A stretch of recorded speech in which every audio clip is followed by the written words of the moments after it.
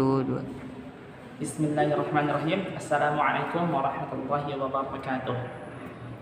Innal hamdalillah nahmaduhu wa nasta'inuhu wa nastaghfiruh wa na'udzu billahi min shururi anfusina wa min sayyiati a'malina.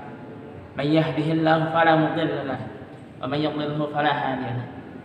Asyhadu an la ilaha illallah wahdahu la syarika lah wa asyhadu anna Muhammadan 'abduhu wa rasuluh alladzi la nabiyya ba'dahu, amma ba'd. Allahumma salli wa sallim wa barik ala Muhammadin wa ala alihi wa ashabihi ajma'in.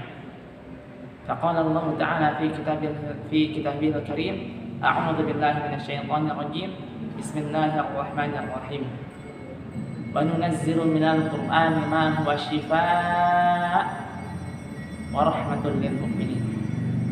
Pertama-tama, mari kita panjatkan puji dan syukur kita kepada Allah Subhanahu wa Ta'ala, yang mana selama ini masih dan selalu memberikan kepada kita nikmatnya, selalu mencurahkan kepada kita nikmatnya. Dari kita hidup ke dunia ini hingga saat ini, hingga detik ini. Bahkan dalam Al-Quran disebutkan, wa in ta'uddu ni'matallahi la tuhsuha.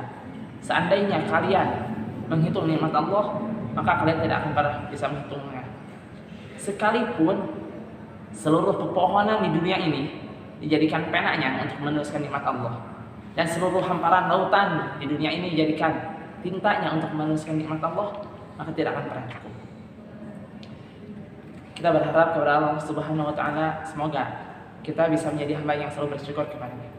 Salawat serta salam mari kita panjatkan kepada baginda kita, Habibana wa Damiyana wa Maulana Muhammadin sallallahu alaihi wasallam, yang mana beliau telah memberikan uswatun hasanah kepada umat manusia, kepada umatnya, yang mana dia telah memberikan contoh-contoh yang baik kepada umatnya.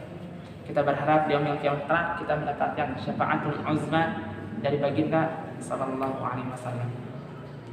Alhamdulillahirabbil alamin. Pada pertemuan kali ini kita akan membahas sedikit tentang ruqyah. Apa itu ruqyah? Secara bahasa, ruqyah berasal dari kata bahasa Arab, yakni raqa, yarqi, ruqa wa jam'uhu ruqyatan, yang artinya jambi-jambi. Sedangkan menurut Syekh Ad-Doktor Wahbah Az-Zuhairi dalam kitabnya Fiqhul Islam wa Adillatuh, beliau mengatakan bahwa ruqyah adalah mengobatinya seseorang itu bagi orang lain dan memohon kebaikan dan kesehatan bagi orang tersebut. Nah, lalu sejak kapan gitu adanya ruqyah? Nah, ruqyah sudah ada sejak zaman jahiliyah, sebelum Rasulullah SAW diutus menjadi Rasul. Para masyarakat jahiliyah sudah melakukan praktek ruqyah untuk keperluan sehari-hari. Nah, lalu untuk apa gitu ruqyah gitu?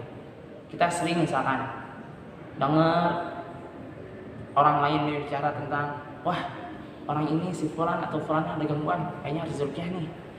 Wah, misalkan Ustaz ini masih melakukan ruqyah karena si fulan atau si fulanah terkena gangguan.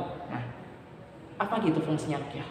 Nah, tujuan ruqyah adalah untuk mengobati seseorang dari penyakit. Nah, penyakit secara medis maupun non-medis.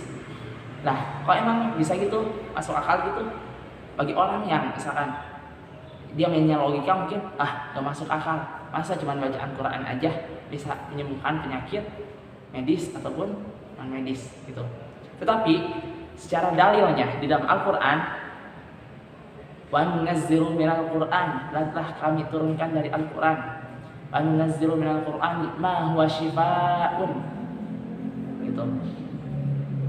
Apa? Obat. Di dalam bahasa Arab, di dalam kata shifaa'un tersebut adalah isim nakirah.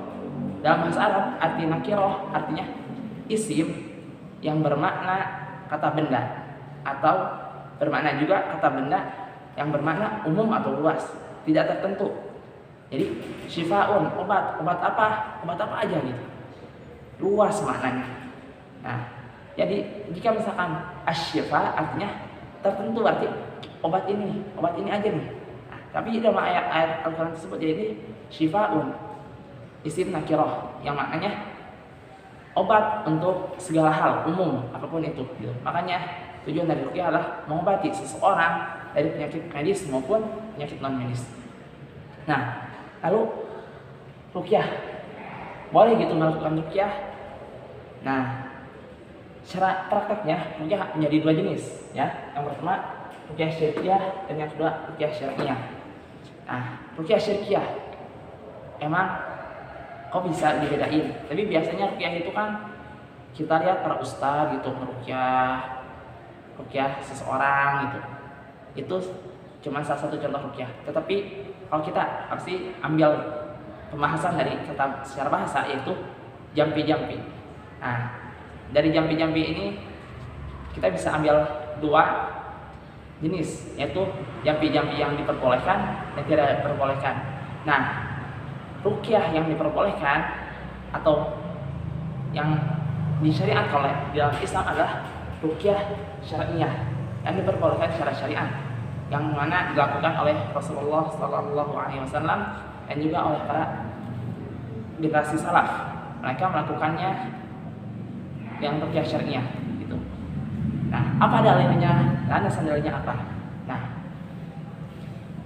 ada hadis yang diriwayatkan oleh Auf bin Malik Al-Asja'i radhiyallahu anhu. Beliau berkata dalam hadisnya, "Kunna narqi fil jahiliyah." Dulu kami pada zaman jahiliyah suka meruqyah gitu. Nah, faqulna, maka kami berkata, "Ya Rasulullah, madza tara fi dzalik?" Wahai Rasulullah, bagaimana menurutmu tentang ruqyah? Gitu. Nah, di dalam hadis ini disebutkan bahwa kunna narqi fil jahiliyah. Nah, kami pada zaman jahiliyah sudah melakukan ruqyah. Nah, disinilah bahwa tadi disebutkan bahwa ruqyah sudah ada dari zaman jahiliyah. Nah, faqala Rasulullah sallallahu alaihi wasallam. Maka Rasulullah sallallahu alaihi wasallam menjawab, "A'udzu ruqakum." Perlihatkanlah ruqyah kalian kepadaku. Nah, fala ba'sa birruqa. Enggak apa-apa kalian lakukan jampi-jampi atau ruqyah. Nah, illam yakun fihi syirkun. Kalau di dalam ruqyah tersebut tidak ada syirik, tidak ada menyekutukan Allah. Nah, lalu bagaimana ruqyah yang syirik itu? Nah, ruqyah yang syirik adalah yang tidak disahihkan oleh syariat, tidak dicontohkan oleh para sahabat, oleh Rasulullah SAW. Nah, seperti apa contohnya ruqyah syirik? Adalah mengobati seseorang, misalkan ada orang kena gangguan, obati dengan apa? Datang ke dukun. Gangguannya hilang? Ya, hilang. Tapi itu dengan cara syirik dan cara yang tidak dibenarkan oleh syariat. Gitu. Sedangkan syirik adalah dosa paling besar di antara dosa-dosa paling besar. Nah, contohnya apa ruqyah syirik? Atau misalkan jampi-jampi syirik misalkan. Contohnya adalah pelet, sihir, buhul, rojah, santet. Sedangkan untuk ruqyah syar'iyah, menurut Ibnu Hajar Al-Asqalani dalam kitabnya Fathul Bari gitu, mengatakan syarat-syarat ruqyah syar'iyah itu ada 3. Yang pertama, ruqyah syar'iyah itu harus menggunakan kalamullah dan asma wa sifat Allah. Jadi ketika misalkan seorang ruqyah dengan sesuatu yang bukan dari kalamullah atau asma wa sifat Allah atau doa-doa yang diajarkan Rasul, maka ini tidak diperbolehkan. Yang kedua, ruqyah menggunakan bahasa Arab atau bahasa yang dimengerti oleh yang diruqyah. Misalkan kita meruqyah orang Indonesia, kita pakai bahasa Arab meruqyahnya atau pakai bahasa Indonesia, itu nggak apa-apa. Bukan kita meruqyah orang Indonesia, kita pakai bahasa Inggris yang orang tersebut nggak paham gitu. Nah, ini tidak boleh. Yang ketiga, tidak menyandarkan kesembuhan dari peruqyah. Itu.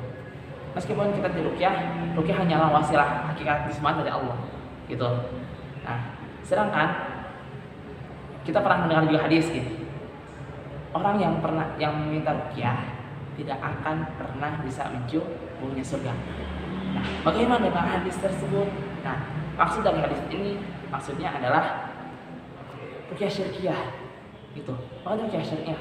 Nah, emang apa sih pada zaman dahulu ada gitu sahabat atau apa sih yang mencontohkan untuk meminta ruqyah? Ada, yakni An Aisyah radhiyallahu anha qalat, dari Aisyah radhiyallahu anha beliau telah berkata, kana Rasulullah sallallahu alaihi wasallam, Rasulullah sallallahu alaihi wasallam ya'muruni an astarqiya minal aini, memerintahkanku untuk meminta ruqyah dari penyakit ain.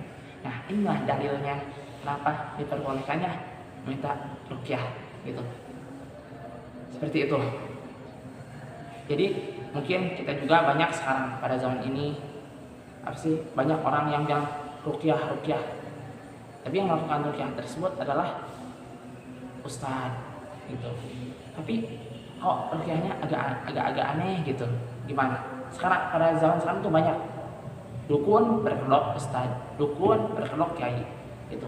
Jadi meskipun kita hendak meminta ruqyah, ada syaratnya juga menurut Ibnu Qayyim, yaitu ruqyah menggunakan kalamullah gitu, dan juga menggunakan bahasa Arab dan juga bahasa yang diketahui. Yang terakhir, ruqyah jangan disandarkan kesembuhan dari ruqyah tersebut. Jadi tapi pada Allah, dan juga kalau misalkan kita nggak bisa ruqyah sendiri, baru kita minta ruqyah gitu.